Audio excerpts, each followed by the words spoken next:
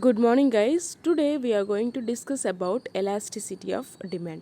Okay, so law of demandல வந்து நம்ம என்ன படிச்சோம்? So when there is a change in price, so price change ஆகுறதுனால demand கூட change ஆகுது அப்படின்னு படிச்சிருக்கோம். So law of demand explained the direction of change in demand due to change in price. Okay, so direction in the sense, so like எந்த direction demand change ஆகுது அப்படின்னு படிச்சோம். Okay, so price வந்து increase ஆச்சுன்னா demand என்ன ஆகும்? It goes down இல்லையா? So price வந்து டிக்ரீஸ் ஆச்சுன்னா demand goes up. So this is what we have study in the law of demand. So in elasticity of demand, so elasticity of டிமாண்டில் என்ன படிக்க போகிறோன்னா, so like what is the rate of change in demand. So எவ்வளோ change ஆகுது அப்படிங்கிறது படிக்கவே இல்லை நம்ம. So law of டிமாண்டில் in law of demand it failed to explain the rate of change of demand when there is a change in price. So price change ஆகிறதுனால எவ்வளோ வந்து demand வந்து சேஞ்ச் ஆகுது அப்படிங்கிறது வந்து லா ஆஃப் டிமாண்ட் வந்து explain பண்ணுறதுக்கு fail பண்ணியிருக்காங்க. Okay, so here in elasticity of demand we are going to study the rate of change in demand due to the change in price. Okay, so that is what elasticity of demand. And Stonier and Hogg என்ன சொல்லியிருக்காங்கன்னா, like in this style they have explained elasticity of demand is as a technical term used by the economists to describe the degree of responsiveness of the quantity demand for a commodity to the change in its price. So that meaning எல்லாம் same தான். அவர் என்ன சொல்லியிருக்காருன்னா, economist வந்து ஒரு technical term use பண்ணி எப்படி சொல்லியிருக்காங்க, so degree of responsiveness of the quantity demand. So degree of ரெஸ்பான்சிவ்னஸ்னால், ஸோ எவ்வளோ எந்த அளவுக்கு ரெஸ்பாண்ட் ஆகிருக்கு, எந்த அளவுக்கு சேஞ்ச் ஆகிருக்கு, எது குவான்டிட்டி டிமாண்ட், ஏதாவது லைக் எந்த quantity demand for a commodity. So to the change in price. So ஒரு ப்ரைஸ் சேஞ்ச் ஆகிறதுனால so what is the degree of responsiveness of the quantity demand for a commodity. So this is the way Stonier Hague வந்து explain பண்ணியிருக்காரு. ஓகேவா? And coming to elasticity demand or more elasticity of demand. So elasticity of demand அப்படின்னா என்னென்னு பார்த்தீங்கன்னா, so demand for a commodity is said to be elastic when the quantity demanded increases by a large amount to a little fall in price and decreases by a large amount due to little rise in price. So elastic அப்படின்னா என்னென்னா, எலாஸ்டிக்னா என்ன, நம்மளுக்கு வந்து எலாஸ்டிக்னா ரொம்ப பெருசு, like ரொம்ப increase ஆகுது, ரொம்ப டிக்ரீஸ் ஆகுறத வந்து நம்ம எப்படி மென்ஷன் பண்ணியிருக்கோம்னா எலாஸ்டிக் அப்படின்னு மென்ஷன் பண்ணியிருக்கோம். ஸோ கொஞ்சம் ப்ரைஸ் வந்து கம்மியானாலே டிமாண்ட் ரொம்ப அதிகமாயிரும் இல்லை, ஓகேவா? ஸோ கொஞ்சம் ப்ரைஸ் வந்து கம்மியாயிடுச்சு, லைக் ரொம்ப ப்ரைஸ் வந்து கொஞ்சம் அதிகமாக இருக்குன்னா ரொம்ப டிமாண்ட் வந்து ரொம்ப ஃபால் ஆயிரும். ஸோ இந்த ஒரு டிஃப்ரென்ஸ் தான் எப்படி வந்து எக்ஸ்பிளைன் பண்ணியிருக்காங்கன்னா, எலாஸ்டிசிட்டி ஆஃப் டிமாண்ட் அப்படின்னு வந்து எக்ஸ்பிளைன் பண்ணியிருக்காங்க. ஸோ எலாஸ்டிக் டிமாண்டை வந்து நம்ம வந்து இன்னொரு பேரில் கூட கூப்பிடலாம், மோர் எலாஸ்டிக் டிமாண்ட் அப்படின்னு கூட சொல்லலாம். ஓகேவா? ஸோ எலாஸ்டிக் டிமாண்ட்னா, so a little rise in price leads to large decrease in demand. Okay, in the same way a little decrease in price leads to a large increase in demand. So this is what we are calling quantity elasticity demand or more elastic demand. Okay, so we have four types of elasticity of demand. So நமக்கு வந்து four types of elasticity of demand பற்றி நம்ம வந்து படிக்க போகிறோம். In that first one is price elasticity of demand, and second one is income elasticity of demand, and third one is cross elasticity of demand, and fourth one is advertising elasticity of demand. So let us discuss one by one. So price elasticity of demand அப்படின்னு. So நம்ம வந்து demand நீங்கள் வந்து ஒரு சிம்பிளாக நமக்கு வச்சுக்கோங்க, ஒரு டிமாண்ட் வந்து சேஞ்ச் ஆகுதுன்னா அதுக்கு வந்து என்னென்ன ரீசன்ஸ் இருக்கும். ஃபஸ்ட் வந்து ப்ரைஸ் சேஞ்ச் ஆகிறதுனால அந்த குவான்டிட்டி, அந்த கமோடிட்டியோட டிமாண்ட் வந்து சேஞ்ச் ஆகலாம். ஓகேவா? அண்ட் தென் வேறு ரீசன் என்னவாக இருக்கும், இன்கம், பீப்புளோட இன்கம் வந்து சேஞ்ச் ஆகுது. நிறைய இன்கம் வருதுன்னா ஒரு பொருளோட நிறையா வாங்க ஸ்டார்ட் பண்ணுவாங்க, நிறையா கூட்ஸ் வந்து வாங்க ஸ்டார்ட் பண்ணுவாங்க, இன்கம் வந்து இன்க்ரீஸ் ஆகும். ஓகேவா? நெக்ஸ்ட்டு வந்து என்னது, I'll explain you one by one. In that first one is price elasticity of demand. Okay, so price elasticity of demand is commonly known as elasticity of demand. So price elasticity of demand வந்து காமனா just elasticity of demand தான் சொல்லுவாங்க. ஓகேவா? So this is because price is most influential factor affecting the demand. So elasticity of demand measures the responsiveness of quantity of demand to the changes in the price. So again, நம்ம வந்து price elasticity of demand வந்து other name வந்து என்ன, elasticity of demand. So elasticity of demand definition என்ன படிச்சிருக்கோம்? So like responsiveness of quantity of demand to the changes in the price. So எவ்வளோ demand change ஆகுது, price change ஆகுதுனால demand எவ்வளோ change ஆகுது அப்படிங்கிறது படிக்கிறது தானே வந்து price elasticity of demand. So அதுக்கு தான் வந்து நமக்கு என்ன கொடுத்துருக்காங்க ஃபார்முலா அப்படின்னு பார்த்தீங்கன்னா, ப்ரைஸ் எலாஸ்டிசிட்டி ஆஃப் டிமாண்ட் வந்து எப்படி வந்து மென்ஷன் பண்ணுறாங்க, இபி. ஸோ இபின்னா என்ன, price elasticity of demand. Okay, so the proportionate change in quantity demand to the proportionate change in the price.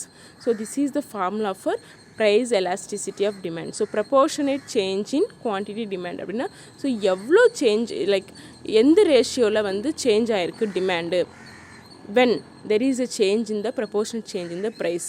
So when you calculate this, we will get the price elasticity of demand. Okay, so அது வந்து mathematical formula எப்படி கொடுத்துருக்காங்க அப்படின்னு பார்த்தீங்கன்னா, delta q by delta p into p by q. So this is the mathematical formula given for price elasticity of demand. So what delta na என்ன, change in like proportionate change in quantity demand, that is delta q divided by proportionate change in the price, that is delta p. Okay, so delta q அப்படின்னா என்னன்னு பார்த்தீங்கன்னா q1 minus q. Okay, q1 minus q0. So q1 அப்படின்னா original price, q0னா original price and q1னா new price. Okay, so and then p0னா original price and p1னா new price. Okay, so நம்ம வந்து இது வந்து டெல்டா q வந்து ஒரிஜினல் ப்ரைஸ்லேருந்து நம்ம பழைய ப்ரைஸ் வேல்யூ வந்து சப்ராக்ட் பண்ண will get the value of delta q. இந்த சேம் வே டெல்டா p வந்து ஃபைண்ட் அவுட் பண்ணிக்கணும். So this is the formula. அதே மாதிரி இன்கம் எலாஸ்டிசிட்டி ஆஃப் டிமாண்ட் எல்லாமே சேம் தான். இங்கே வந்து என்ன சேஞ்ச் ஆகும் அப்படின்னு பார்த்தீங்கன்னா, டிமாண்ட் இருக்கிற இடத்துல இன்கம் சேஞ்ச் பண்ணிக்கணும். Proportionate change in the quantity demand for the product to the proportionate change in the income. Okay, so அதுதான் ஃபார்முலா. இது வந்து டிஃப்ரென்ஸு. இங்கே வந்து ஃபஸ்ட் ஃபார்முலா வந்து என்ன போட்டிருக்கோம், ப்ரொபோர்ஷனேட் சேஞ்ச் இந்த ப்ரைஸ் சேஞ்ச் ஆகிறதுனால எவ்வளோ குவான்டிட்டி டிமாண்ட் வந்து சேஞ்ச் ஆகுது அப்படிங்கிறது ஃபைண்ட் அவுட் பண்ணுவோம். இன்கமில் ஜஸ்ட்டு நீங்கள் வந்து டிமாண்டை ரீப்ளேஸ் பண்ணி இன்கம் ஆட் பண்ணிக்கிட்டிங்கன்னா அதுதான் income elasticity of demand. Okay, for most of the goods the income elasticity of demand is greater than 1, indicating that with the change in income the demand will also change and that too in the same direction. Okay, so வந்து இதுக்கு meaning என்ன அப்படின்னு பார்த்தீங்கன்னா, so income வந்து 1% increase ஆச்சுன்னா டிமாண்டும் அந்த 1% மட்டும்தான் increase ஆகும். ஓகேவா? ஸோ சேம் டைரெக்ஷனில் வந்து இன்க்ரீஸ் ஆகும். அண்ட் இந்த சேம் வே இன்கம் வந்து 1% தான் டிக்ரீஸ் ஆச்சு அப்படின்னா அந்த டிமாண்ட் வந்து அதே அளவுக்கு தான் டிக்ரீஸ் ஆகும், சேமாக இருக்கும் ப்ரப்போர்ஷன் அப்படின்னு சொல்கிறாங்க. Okay, remember the formula for definition for income elasticity of demand. So the degree of responsiveness of change in demand for a product due to change in income is known as income elasticity of demand. Okay, so the formula is proportionate change in the quantity demand for a product to the proportionate change in income. Okay, so cross elasticity of demand அப்படின்னா என்னென்னு பார்த்தீங்கன்னா, let us take an example. உங்களுக்கு substitutes அப்படின்னு என்னென்னு தெரியும். இப்போ வந்து நீங்கள் வந்து கடைக்கு போகிறீங்க, நீங்கள் வந்து யூஸ்வலாக வந்து டெய்லியும் take an example, you are brushing a teeth with Pepsodent tooth பேஸ்ட்டில் வந்து நீங்கள் வந்து ப்ரஷ் பண்ணிகிட்ருக்கீங்க. அன்றைக்கி வந்து அந்த பெப்சடன்ட் இல்லை. ஓகேவா?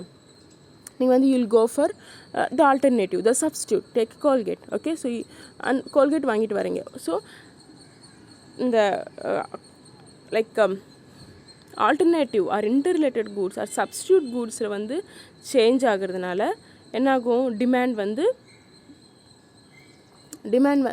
ஆஃப் தட் பர்டிகுலர் ப்ராடக்ட் வந்து கம்மியாகும். நீங்கள் வந்து ஆல்டர்னேட்டிவ் யூஸ் பண்ணுறது கூட்ஸோட வேல்யூ வந்து ரொம்ப கம்மியாயிடுச்சுன்னா நீங்கள் என்ன பண்ணுவீங்க, நீங்கள் அதுதான் வாங்குவீங்க. எதுக்கு அதிகமாக இருக்கோ அது வாங்குவீங்க. நீங்கள் யூஸ்வலாக யூஸ் பண்ணுறது வந்து வாங்க மாட்டீங்க.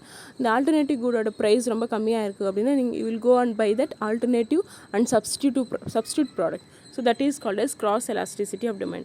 So the formula is So the percentage change in quantity demand for one commodity as a result of small change in the price of another commodity. ஒரு சின்ன சேஞ்சாக இருந்தாலும் ப்ரைஸ் வந்து எதுக்கு ஆல்டர்னேட்டிவ் கூடுக்கு வந்து சின்ன ப்ரைஸ் சேஞ்சாக இருந்தாலும் அந்த குவான்டிட்டி டிமாண்ட் அந்த பர்டிகுலர் கூடோட குவான்டிட்டி டிமாண்ட் வந்து கம்மியாயிரும். அதே ஆல்டர்னேட்டிவ் கூடோட வந்து ஆல்டர்னேட்டிவ் ப்ராடக்டோட ப்ரைஸ் வந்து ரொம்ப நிறையா இருக்குன்னா நீங்கள் எப்பயுமே யூஸ் பண்ணுறது தான் யூஸ் பண்ணுவீங்க. ஓகேவா? அது வந்து ரொம்ப கம்மியாக இருக்குன்னா நீங்கள் வந்து எப்பயும் யூஸ் பண்ணுறது வந்து யூஸ் பண்ண மாட்டீங்க. ஓகேவா? So that is the cross elasticity of demand, the proportionate change in the demand of a commodity to the proportionate change in the price of a commodity. Okay, so that is cross elasticity. And coming to advertising elasticity of demand, so advertising வந்து like the responsiveness of change in demand due to the change in advertising or other promotional expenses is known as advertising elasticity of demand. நீங்கள் ஒரு ப்ராடக்ட்டுக்கு இல்லை ஒரு குட்க்கு எவ்வளோ வந்து அதிகமாக செலவு பண்ணுறீங்க, எதில் அட்வர்டைஸிங்கில் அதிகமாக செலவு பண்ணிங்கன்னா அதுக்கு தகுந்த மாதிரி டிமாண்ட் வந்து அதிகமாக இருக்கும். ஸோ கம்மியாக இருக்கும், நீங்கள் அட்வர்டைஸ்மெண்ட்ஸ் எல்லாம் கம்மியாக தரீங்கன்னா அதுக்கு தகுந்த மாதிரி டிமாண்ட் வந்து இருக்கும். ஸோ அதுதான் ஒரு அட்வர்டைஸ்மெண்ட்டில் பேஸ் பண்ணி வந்து ஒரு டிமாண்டை வந்து நம்ம டிசைட் பண்ணுறோன்னா அதுதான் advertising elasticity of demand. The formula is இங்கே வந்து just proportionate change in the demand to the proportionate change in the advertising expenditure. So this is about 4 types of elasticity of demand. First one is price elasticity of demand, and income elasticity of demand, and cross elasticity of demand, and advertising elasticity of demand. Hope you guys understood this. And coming to levels or degrees of price elasticity of demand. So இந்த price elasticity of டிமாண்ட்லேயே வந்து எத்தனை levels இருக்குது அப்படின்னு பார்ப்போம், எத்தனை decrease இருக்குன்னு பார்ப்போம். நீங்கள் வந்து கன்ஃபியூஸ் ஆகக்கூடாது. Different types of elasticity of டிமாண்டை நீங்கள் வந்து இந்த 4 எழுதணும். Price, income, cross and advertising எழுதணும். அது levels or degrees of price elasticity of demand. லெவல்ஸ்னாலே நீங்கள் வந்து இப்போ நான் நடத்த போகிறது தான் எழுதணும். ஓகேவா? So price elasticity of demand is commonly known as elasticity of demand. உங்களுக்கு ஆல்ரெடி தெரியும் price elasticity of demand வந்து இன்னொரு பேர் என்ன, just elasticity of demand. அது எது ரெஃபர் பண்ணுது? ஸோ ப்ரைஸில் எவ்வளோ சேஞ்சஸ் இருக்கோ, எவ்வளோ சேஞ்சஸ் நடக்குதோ அதுக்கு தகுந்த மாதிரி டிமாண்ட் சேஞ்ச் ஆகும் அப்படின்னு படிச்சிருக்கோம் இல்லையா? In that first one is perfectly elastic demand. So perfectly elastic அப்படின்னா என்ன அப்படின்னு பார்க்கலாம். ஓகே, ஸோ ஒரு டிமாண்ட் வந்து பர்ஃபெக்ட்லி எலாஸ்டிக் அப்படின்னு எப்போ சொல்லுவோன்னா, ப்ரைஸில் வந்து கொஞ்சம் சேஞ்ச் இருந்தாலே என்னாகும், அந்த கமோடிட்டியோட வந்து டிமாண்ட் வந்து அதோட சேஞ்சஸ் வந்து இன்ஃபைனட்டாக இருக்கும் அப்படின்னு சொல்கிறாங்க. பர்ஃபெக்ட்லி எலாஸ்டிக்னா ஞாபகம் வச்சுக்கோங்க, ப்ரைஸில் வந்து சேஞ்சஸ் வந்து சின்ன சேஞ்சஸாக இருக்கணும். கொஞ்சம் அதிகமாக ப்ரைஸ் கொஞ்சம் அதிகமானாலும் என்னாகும், அண்டு ப்ரைஸ் கொஞ்சம் அதிகமானாலோ இல்லை கொஞ்சம் கம்மியானாலோ அந்த டிமாண்டோட சேஞ்ச் வந்து இன்ஃபினைட்டாக இருக்கும் அப்படின்னு சொன்னாங்க. அதுக்கு ஒரு எண்டே கிடையாது, இன்ஃபைனைட் சேஞ்சஸ் இருக்கும் அப்படின்னு சொல்கிறாங்க. ஸோ அதுதான் அவங்க வந்து கிராஃபாக கொடுத்துருக்காங்க. நீங்கள் பார்த்தீங்கன்னா எக்ஸ் ஆக்சிஸில் குவான்டிட்டி டிமாண்ட் எடுத்திருக்காங்க, ஒய் ஆக்சிஸில் வந்து ப்ரைஸ் எடுத்திருக்காங்க. ஓகேவா? இப்போ வந்து ப்ரைஸ் வந்து ஓகே, ஸோ ப்ரைஸ் வந்து லைக் கொஞ்சம் அதிகமாகுது, கொஞ்சம் இன்க்ரீஸ் ஆகுது அப்படின்னா டிமாண்ட் வந்து 0 ஆயிடலாம். லைக் டிமாண்டே இல்லாமல் போயிடலாம். அந்த ப்ராடக்ட்டுக்கு வந்து கொஞ்சம் அதிகமாகிடுச்சுனால அந்த ப்ராடக்ட் யாருமே வாங்க மாட்டாங்க. ஸோ இதுக்கு வந்து 2 கண்டிஷன் இருக்குது. So when the price increases in a small amount, the demand might become 0. ஓகேவா? கொஞ்சம் அதிகமானாலே. அதே ப்ரைஸ் வந்து கொஞ்சம் கம்மியானாலும் அதுக்கு டிமாண்ட் வந்து இன்ஃபைனட்டாக இருக்கும். டிமாண்ட் வந்து லைக் எண்டே இல்லாமல் அந்த ப்ராடக்ட் வந்து வாங்குவாங்க, இன்ஃபைனட்டாக இருக்கும். அதுதான் எலாஸ்டிக்னா என்ன, அதுக்கு ஒரு ஸ்டாப்பே கிடையாது. It goes on increasing R it comes to 0. இங்கே 2 கண்டிஷன். ஓகேவா? ஸோ அதுதான் எலாஸ்டிசிட்டி ஆஃப் டிமாண்ட் வந்து ஈபியாக மென்ஷன் பண்ணுவாங்க. அதுதான் infinite. Okay, remember elasticity of demand perfectly எலாஸ்டிக்னா it might be EP is equals to infinity. So the small rise in the price may lead to the demand equal to 0, demand 0, and small decrease in the price, a small fall in the price may result in the increase in demand to the infinity. Okay, so that is about perfectly elastic. And coming to perfectly inelastic, அது same opposite. ஓகேவா? So perfectly inelastic அப்படின்னா என்னென்னு பார்த்தீங்கன்னா, நீங்கள் இங்கே பாருங்களேன், எவ்வளோ price எவ்வளோ இன்க்ரீஸ் ஆனாலும் எவ்வளோ கம்மியானாலும் டிமாண்ட் வந்து சேமாகவே இருக்கும். லைன் பார்த்தீங்களா, வெர்டிக்கல் லைன். perfectly elastic வந்து horizontal line, so it is parallel to x axis. Okay, this is vertical line. So நீங்கள் வந்து ஃபஸ்ட்டு P1ல இருக்குது, ஓகேவா, ப்ரைஸ் வந்து P1ல இருக்குது, டிமாண்ட் எங்கே இருக்குது, சேமாக தான் இருக்குது, அதே இடத்துல தான் இருக்குது. அது P1லேருந்து P2க்கு டிக்ரீஸ் ஆகிடுச்சு. ஃபஸ்ட்டு P2ல இருக்குதுன்னு வச்சுக்கோங்களேன், P2லேருந்து P1க்கு வந்து இன்க்ரீஸ் ஆகிருக்கு, டிமாண்ட் சேம். அண்ட் P2லேருந்து P3க்கு டிக்ரீஸ் ஆகிருக்கு, த டிமாண்ட் வந்து சேம். டிமாண்ட் லைன் வந்து வெர்டிக்கல் லைன், ஓகேவா. So there won't be any change in the demand to the any increase or decrease in the price. So that is called as perfectly inelastic demand. Okay, so it is vertical straight line. Perfectly inelastic என்ன line? Vertically straight line. And the formula is there won't be no change in the demand for a product due to the change in the price. Okay, so that is about perfectly inelastic. And coming to relatively elastic demand. So relatively elastic demand அப்படின்னா என்னென்னு பார்த்தீங்கன்னா, இப்போ வந்து price வந்து P2ல இருக்குது. So price நீங்கள் பார்த்தீங்கன்னா price வந்து P2ல இருக்குது, டிமாண்ட் என்ன எவ்வளோ, Q1. ஸோ P2 ப்ரைஸ் இருக்கிறப்போ அதோட அந்த ப்ராடக்டோட டிமாண்ட் வந்து Q1ல இருக்குது. Q1னா என்ன, டேக் அன் எக்ஸாம்பிள், Q1 அளவுக்கு அந்த ப்ராடக்ட் வந்து டிமாண்டில் இருக்குது, ஓகேவா. ஸோ அது வந்து லைக் கொஞ்சம் தான் ப்ரைஸ் இன்க்ரீஸ் ஆகிருக்கு, P2லேருந்து P1க்கு தான் இன்க்ரீஸ் ஆகிருக்கு, ஒரு 1% தான் இன்க்ரீஸ் ஆகிருக்கு. நீங்கள் இங்கே பார்த்தீங்கன்னா எவ்வளோ டிக்ரீஸ் ஆகிருக்கு, டிமாண்ட் வந்து ஒரு 100% டிக்ரீஸ் ஆகிடுச்சு. நீங்கள் அந்த கேப் பார்த்தாலே உங்களுக்கு புரியும். So like there is a small gap between the increase in the price, but there is a large difference in the decrease in the quantity demand, இல்லையா. ஸோ கிராஃப் உங்களுக்கு புரியும்னு நினைக்கிறேன். ஸோ P1 இருக்கிறப்போ, sorry P2ல இருக்கிறப்போ quantity demand வந்து Q1. So கொஞ்சம் தான் increase ஆகிருக்கு P2லேருந்து P1க்கு. ஸோ அதே குவான்டிட்டி டிமாண்ட் பார்த்தீங்கன்னா Q0க்கு வந்துருச்சு.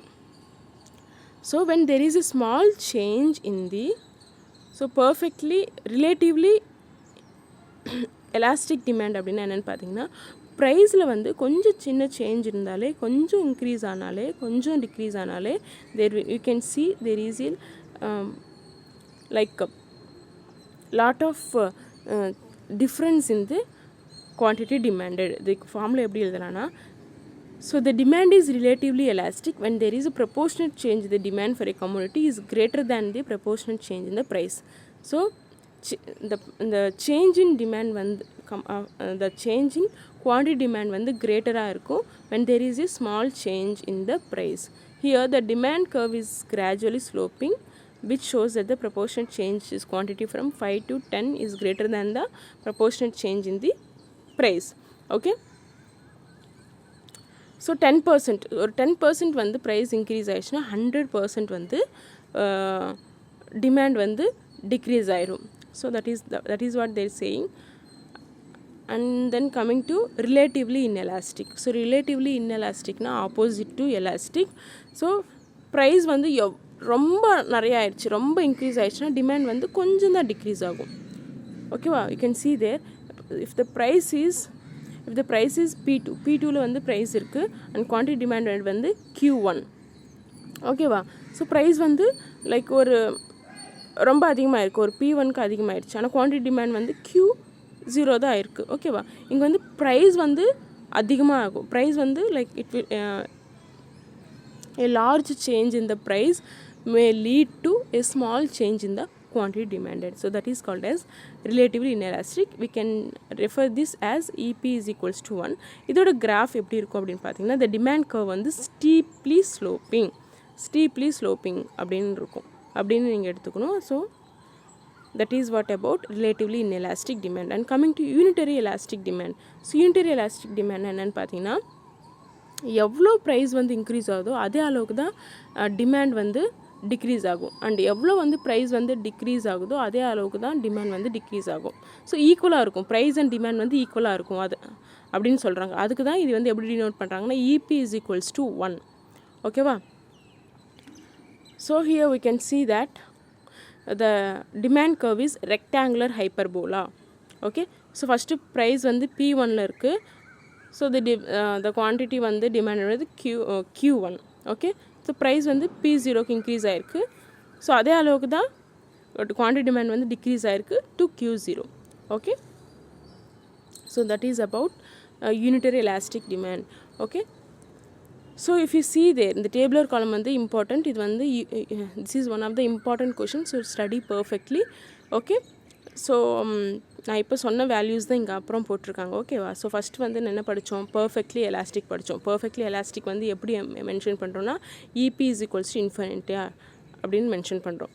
ஸோ டிமாண்டோட சேஞ்ச் வந்து இன்ஃபைனட்டாக இருக்கும்னு படித்தோம். ஓகேவா? So horizontal shape of the demand curve will be horizontal. And perfectly inelastic என்ன ஆகும்னா வந்து there won't be any change in the demand curve. அதனால் EP is equals to 0. Okay, so வேர்ட்டிக்கலாக இருக்கும் அப்படின்னு படித்தோம். யூனிட்டரினா என்ன?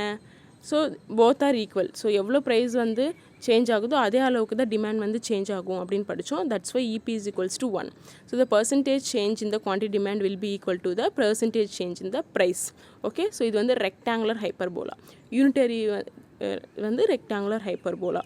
அண்ட் இன்எலாஸ்டிக் டிமாண்ட் வந்து it lies in between 0 and 1. Okay, so here the percentage change in the quantity demand will be less than the percentage change in the price. Okay, demand curve வந்து steeper இருக்கும்னு படித்தோம். So elastic demand வந்து எலாஸ்டிக்னு என்ன?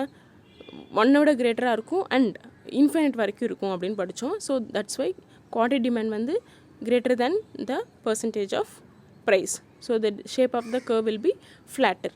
Okay, இது வந்து summarise பண்ணி ஷார்ட்டில் கொடுத்துருக்காங்க. நம்ம ஃபஸ்ட்லேருந்து எல்லாமே எக்ஸ்பிளைன் பண்ணி படிச்சிட்டோம். ஓகேவா? So study this question perfectly. So this is for your today's class. Okay, thank you.